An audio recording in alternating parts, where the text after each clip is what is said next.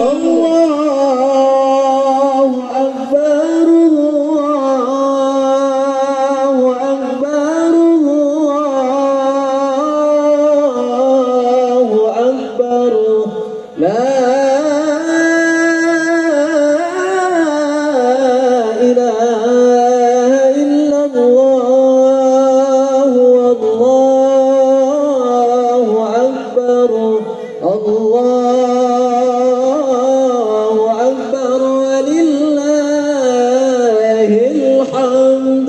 Syawal bukan sekedar bulan kemenangan, tetapi juga bulan peningkatan.